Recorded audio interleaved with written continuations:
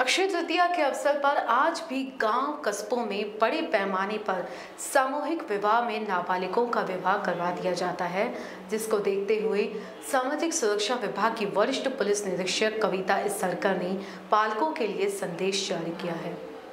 आपल्या सगळ्यांना मराठी नववर्षाच्या खूप खूप शुभेच्छा।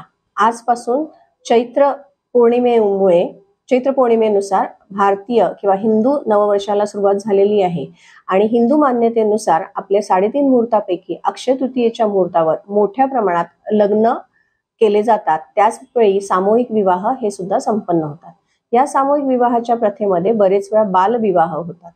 ज्याप्रमाणे आपण कच्चे किंवा अर्धवट पिकलेले फळ खात नाही, कुठलीही कळी तोडून देवाला अर्पण करत नाही, त्याप्रमाणेच कमी वयातील मुले व मुलींची लग्न करणं हे सामाजिक दृष्ट्या अयोग्य आहे आणि कायदेशीररित्या गुन्हे आहे। त्यामुळे आपल्या सगळ्यांना मी विनंती करते की आपल्या मुलाचे व मुलीचे लग्न 21 व 18 वर्षापूर्वी करू नये आणि आपल्या आसपास अशी कुठलीही घटना आपल्या लक्षात आल्यास जवळच्या पोलीस स्टेशनला त्याबाबत माहिती द्यावी आणि सुदृढ समाज निर्मितीमध्ये आपला सहभाग निश्चित करावा।